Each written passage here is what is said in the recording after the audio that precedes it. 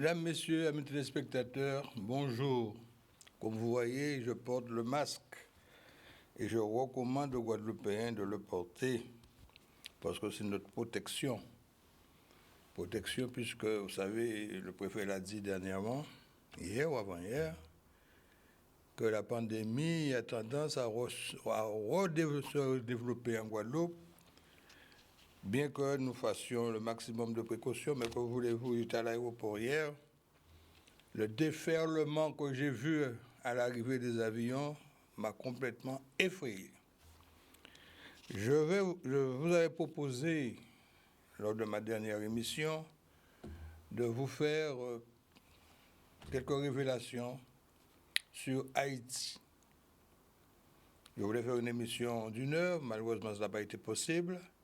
Donc je fais ça dans le cadre de mon émission normale, Forum libéral.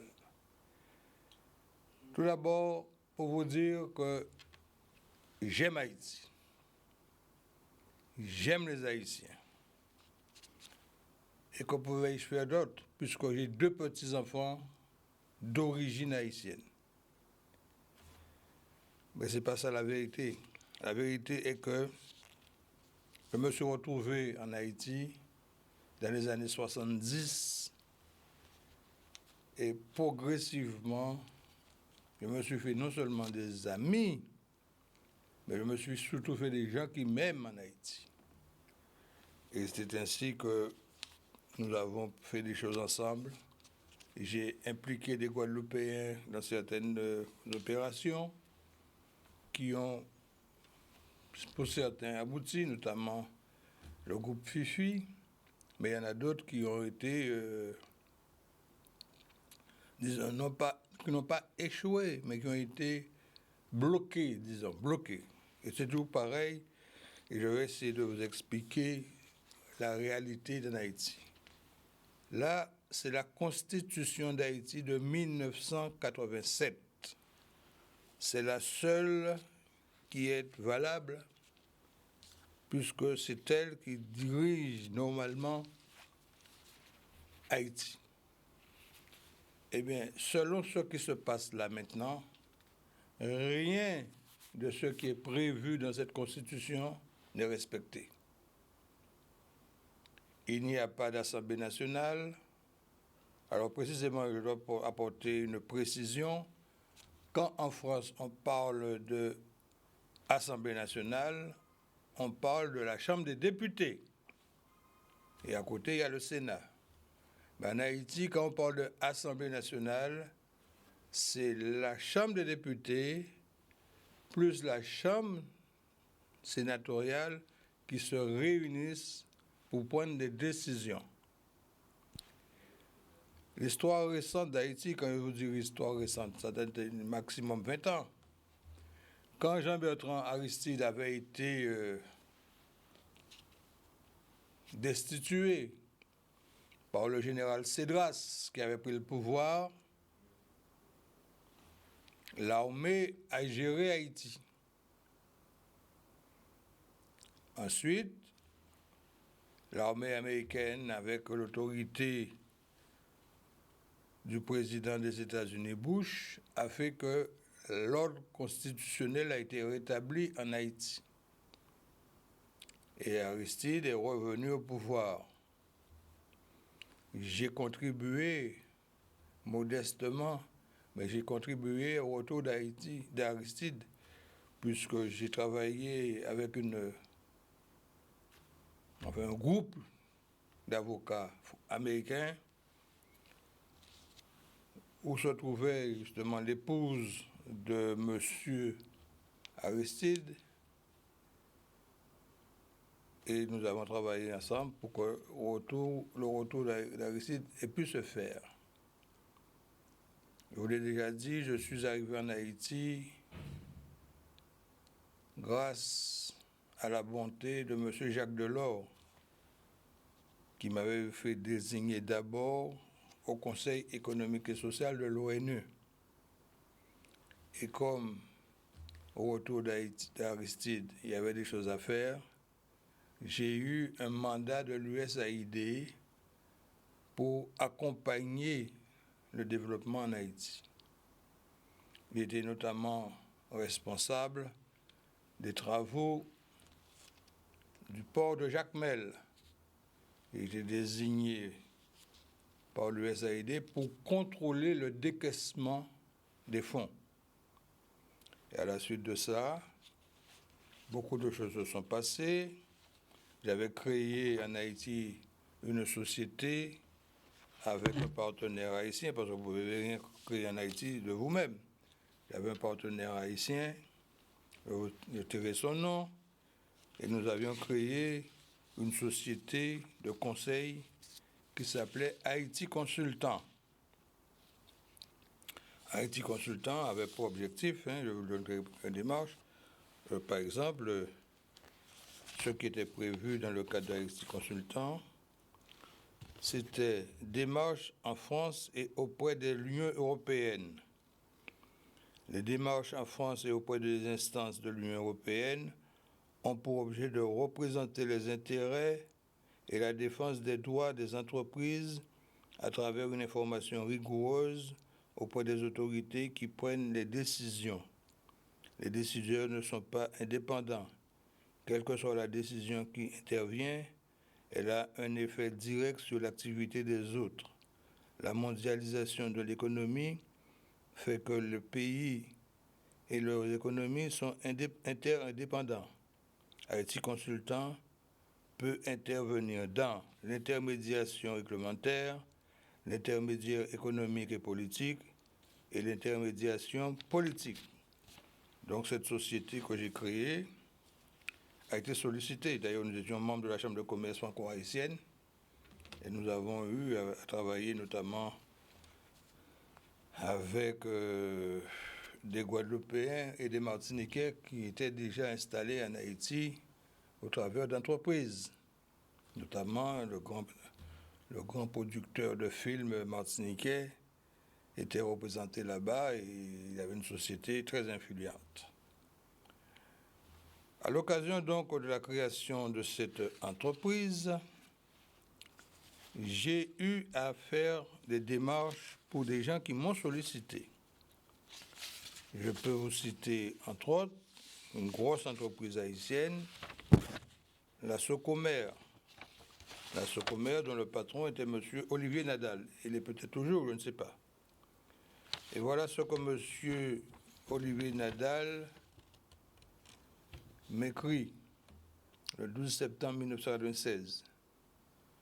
Nous faisons suite à notre récente conversation en vos bureaux et nous vous confirmons le vif intérêt de notre société, Société commerciale d'Haïti SA, Socomer, à distribuer sur une base d'exclusivité sur le territoire de la République d'Haïti les produits de la société Thomson Brandt.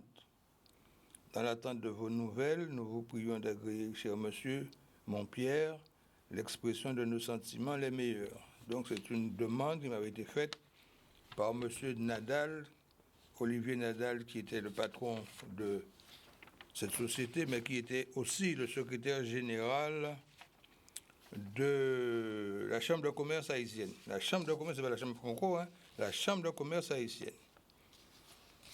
Autre demande qui m'avait été faite, c'était pour l'introduction des meubles, des mobiliers Haro en Haïti. Et voilà la lettre aussi qui a été adressée à la personne. Monsieur Alex Montpierre, le patron de Haro, Monsieur Schnobelen. Monsieur Alex Montpierre m'a fait savoir votre intérêt pour la distribution de notre mobilier en Haïti. Je serais heureux de collaborer avec vous à cette fin. J'ai donné mission à monsieur Montpierre, notre représentant sur les Caraïbes depuis plus de 10 ans, de définir avec vous les conditions de notre collaboration et de notre exclusivité. Dans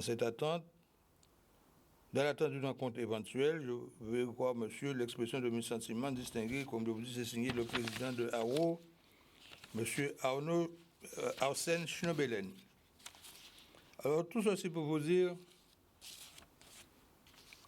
que j'ai travaillé en Haïti. Et je n'ai pas été corrompu. C'est ça l'important.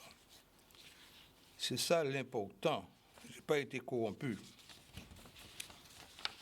Parce que ce pays a fait de la corruption un art.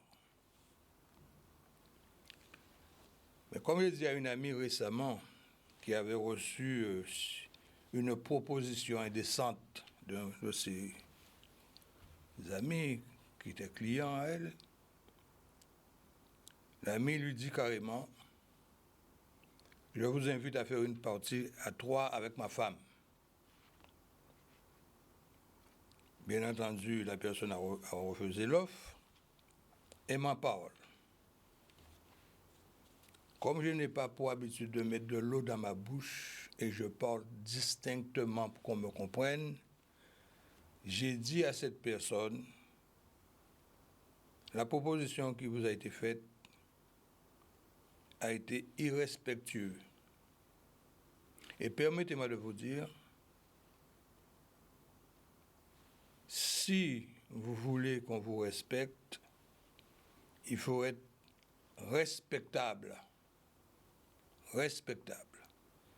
Probablement dans vos démarches, dans vos contacts avec cette personne, vous avez laissé supposer qu'il aurait pu obtenir quelque chose de votre part et il s'est engouffré dans cette faille pour vous faire cette odieuse proposition.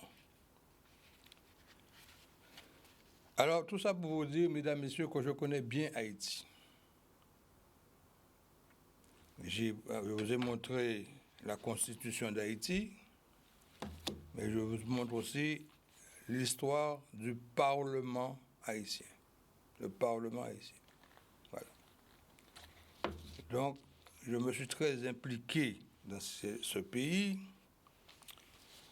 Et pour vous dire, une fois de plus, ce qu'est la corruption en Haïti, avec un très grand chef d'entreprise, très honnête celui-là, M. Claude Duval, nous avions lancé le projet d'une ville nouvelle, la création d'une ville nouvelle en Haïti.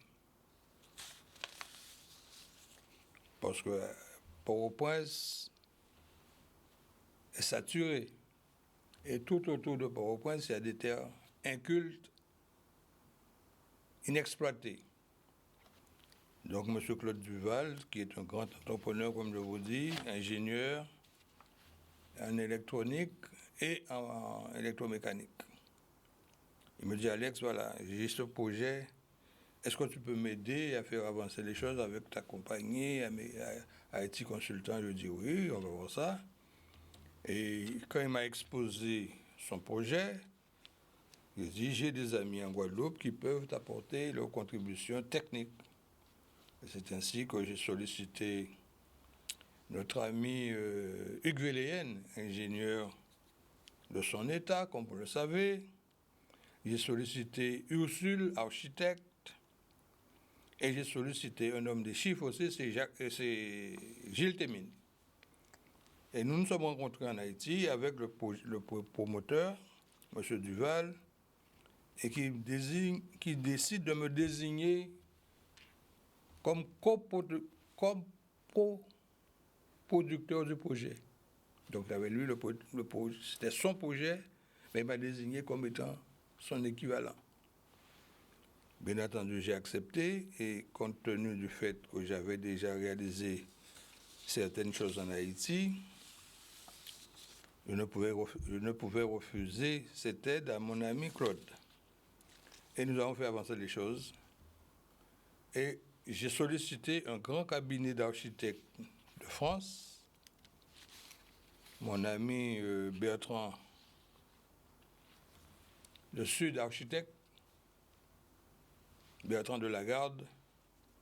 Je lui ai expliqué le projet, comme lui-même venait de réaliser une ville nouvelle en Union soviétique. Il m'a dit, mais Alex, ça va, ça tombe bien, voilà, je peux faire ça avec toi et je viens avec toi en Haïti.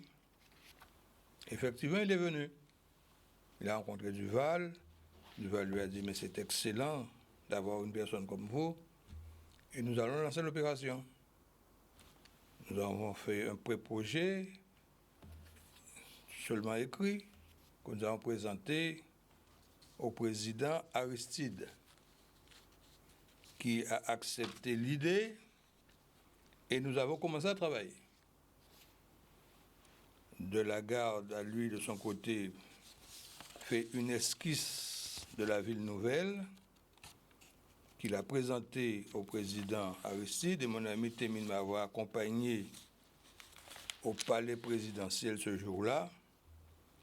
Et le président Aristide avait déclaré, quand il avait vu le projet, « Je me sens heureux, je me sens entre terre et ciel ».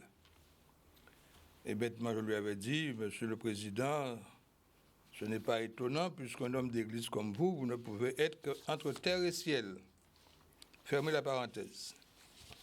Eh bien, figurez-vous que j'avais pris les démarches, j'avais fait entreprendre les démarches pour les financements, et le projet avait déjà été accrédité auprès de la Banque mondiale.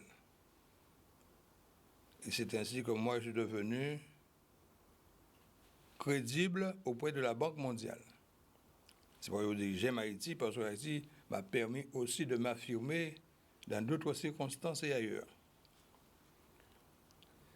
Donc la Banque mondiale avait déjà inscrit un crédit de 4,2 milliards de dollars pour lancer l'opération. Mais dans le projet, nous avions estimé les terres incultes à moins $1.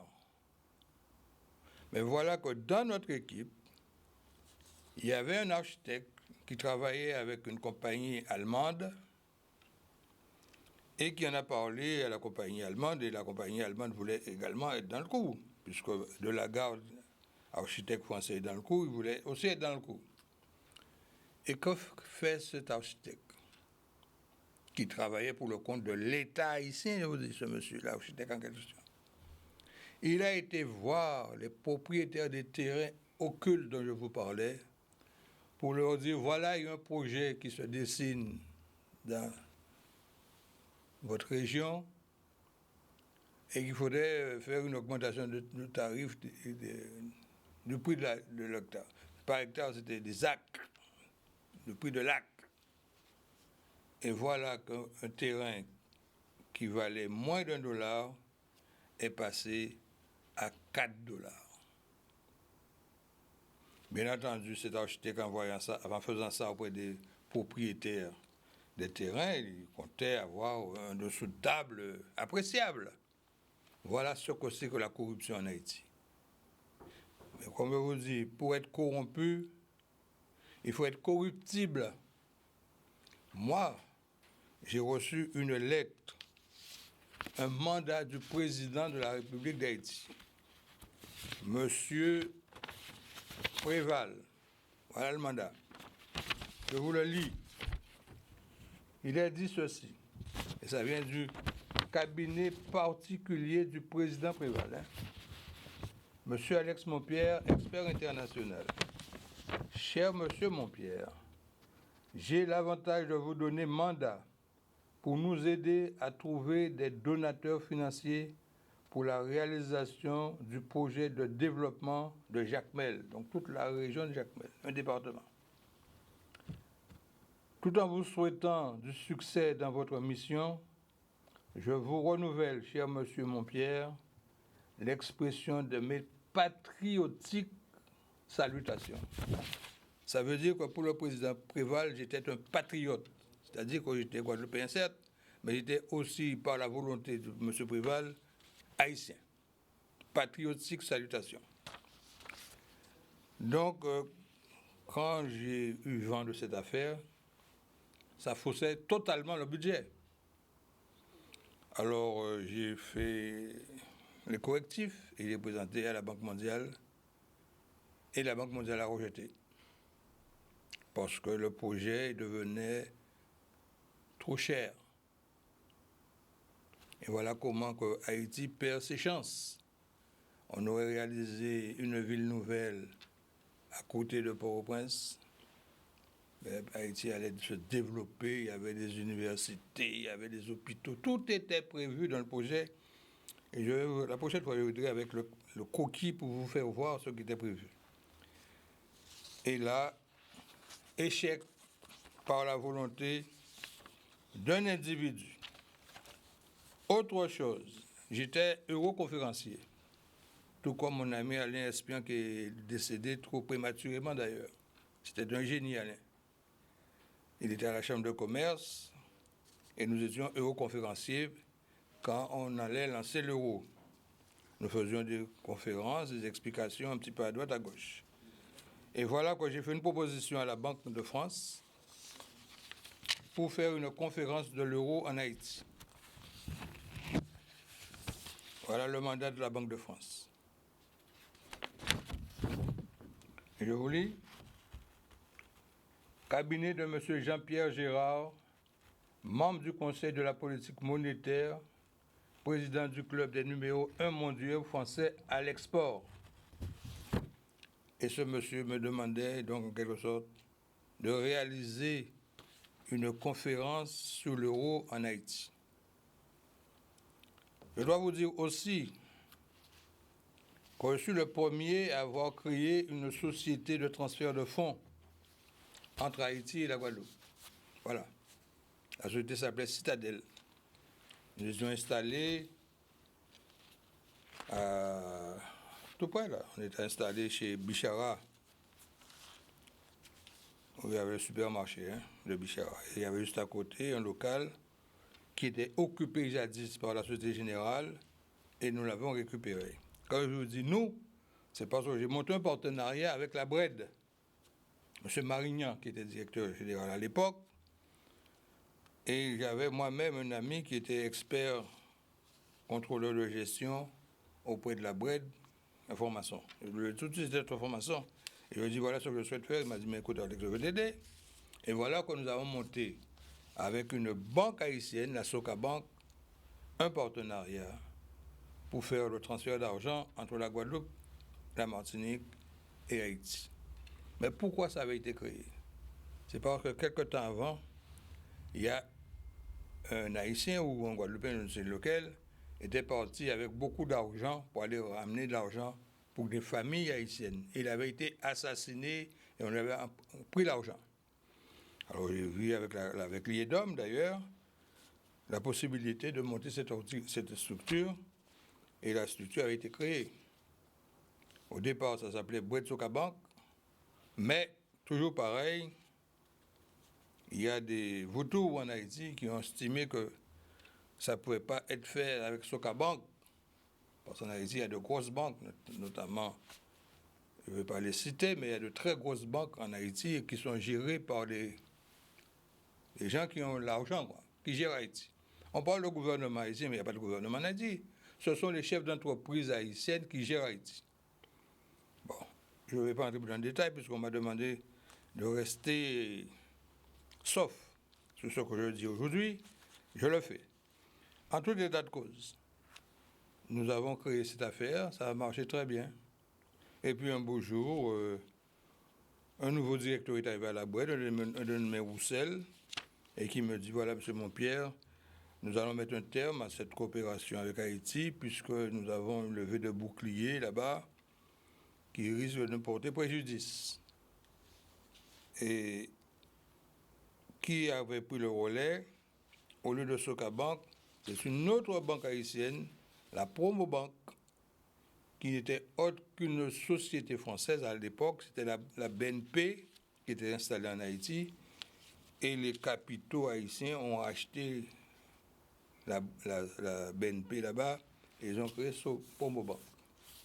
Et quand j'ai créé, à la suite de l'arrêt de BRED, j'ai repris l'affaire avec mon ami Bibouak, qui était un amoureux d'Haïti comme moi-même, et nous avons investi pour créer le transfert des fonds. Et nous l'avons donné comme thème Citadel. Pourquoi Citadel? Je vais vous lire le texte que j'ai réalisé pour lancer cette opération.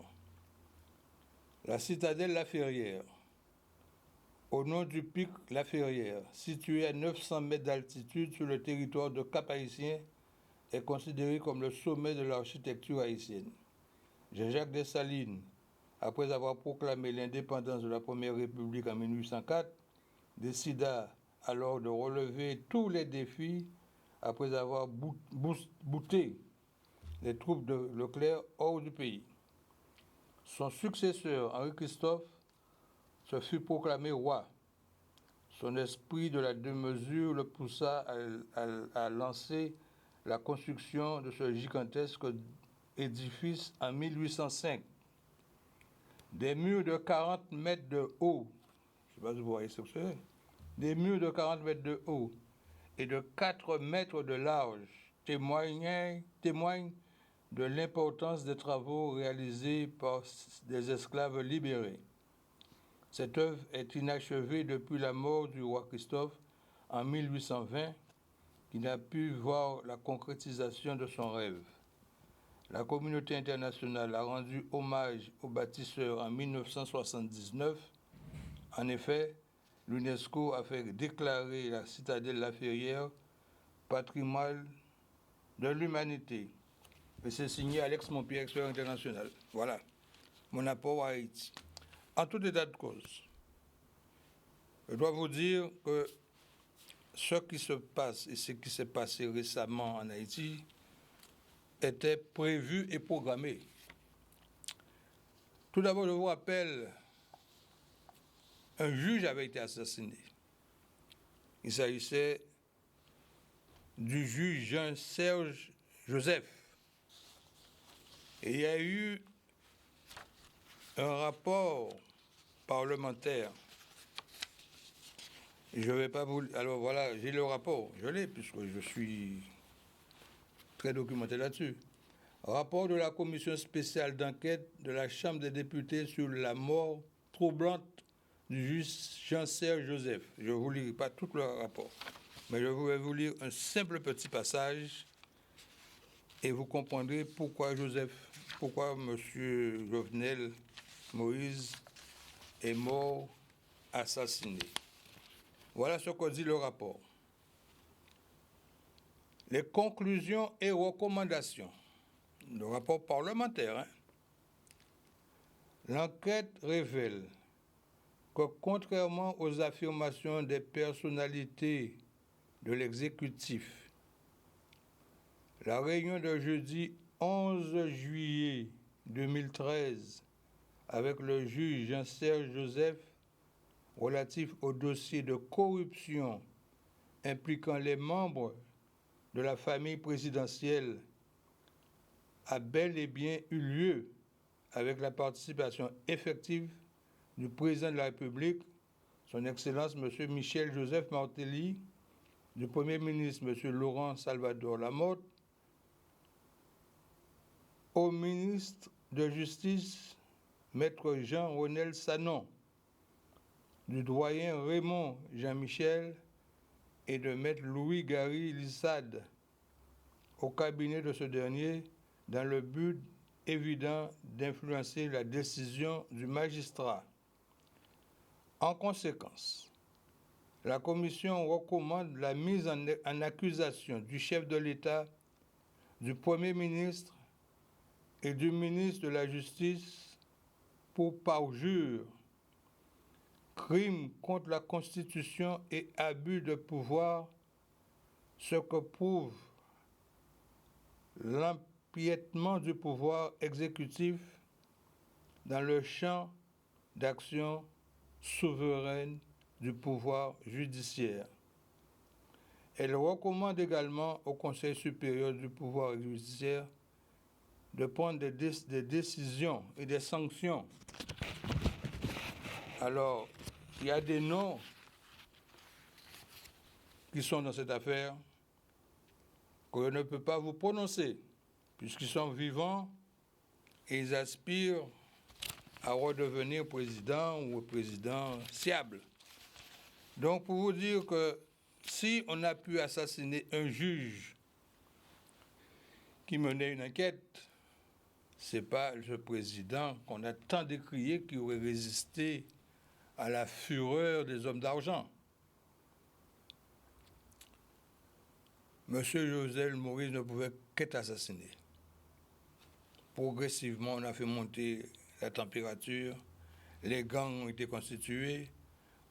Quand vous voyez la quantité d'armes que possèdent les gangs, vous pensez bien que ce ne sont pas des choses, des pistolets à eau.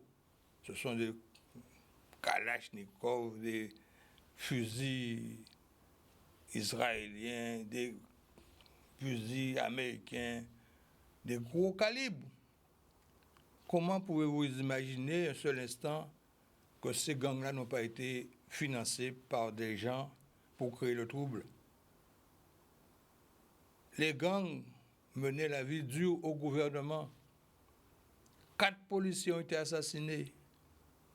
Et qu'est-ce qui s'est passé? La justice était absente.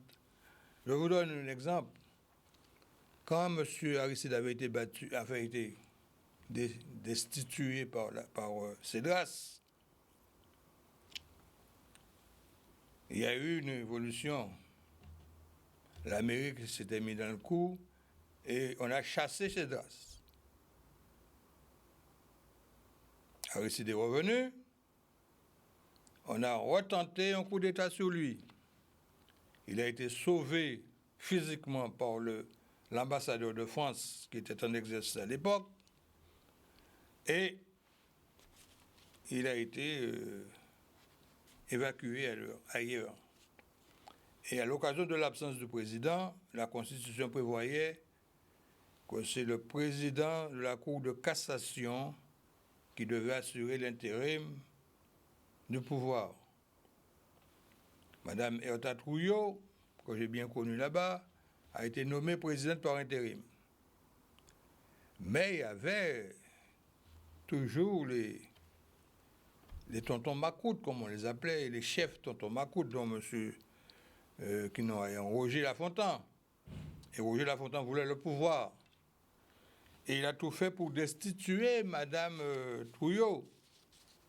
Il aurait réussi son coup si un homme honnête et propre n'avait pas pris la position qu'il a prise, en l'occurrence, mon ami le général, chef d'état-major de l'armée haïtienne, Erard Abraham, que je salue, s'il est encore vivant, je ne sais rien. Et Abraham a empêché que Lafontaine commette le coup d'État contre Madame Trouillot. Certes, Madame Trouillot a été amenée à démissionner pour sa sécurité. Et finalement, vous le savez, Roger Lafontaine a été assassiné lui-même à la prison par ses propres partisans, d'ailleurs. Enfin bref, nous allons mettre un terme à l'émission. Je ne vais pas vous dire davantage, puisque quelqu'un m'a fait savoir qu'ici même, en Guadeloupe, il y a des représentants des groupes possédants haïtiens qui envoient régulièrement des informations. Il est fort probable que ma photo figure déjà dans un prisme où je pourrais être, si je mets les pieds en Haïti, être assassiné, parce qu'un ami me l'avait dit. Il m'a dit, mon père, tu prends des risques. On peut te tuer en Haïti et personne ne saura qui t'a tué. Hein. Alors, à bon entendeur, salut. Un homme averti en vaut deux. Donc, je m'abstiendrai non seulement de ne pas annoncer les noms qui figurent dans le rapport parlementaire, mais je vous dis aussi que moi, personnellement, je m'abstiendrai à mettre les pieds en Haïti. Je ne sais pas pour vous, hein, si vous voulez en Haïti, vous êtes libre de le faire. Mais je le répète, j'aime les Haïtiens, j'aime Haïti. Et ce peuple-là mérite beaucoup mieux que ce qu'on lui inflige actuellement. Le président Jovenel est décédé. L'enterrement a été très houleux hier. On ne sait même pas s'il a été enterré finalement, puisqu'il y a eu des tirs pendant toute la cérémonie de l'enterrement. Les gens s'affrontaient dans la rue à coups de fusil. Vas-y, fusil, il n'y a pas de pif-pof. C'est mitrailleuse. Hein? Les gens il y avait conflit entre les forces de l'ordre et les gangs dans cette magnifique ville du Cap-Haïtien, dont je viens de vous dire, où se trouve la citadelle. Eh bien, messieurs et mesdames, je ne peux pas dire que le tourisme haïtien va renaître, mais pour le moment, il est mis entre parenthèses. Voilà, mesdames, messieurs, amis téléspectateurs, ce que je pouvais vous dire aujourd'hui. J'espère avoir de meilleures nouvelles à vous annoncer la semaine prochaine. Et je vous donne rendez-vous d'ores et déjà à samedi prochain dans le cadre du Forum libéral, tout en vous préconisant de porter le masque. Nous sommes en vacances, de respecter le code de la route. Et nous espérons vous retrouver samedi en toute sérénité. Bon week-end à vous tous et à samedi prochain.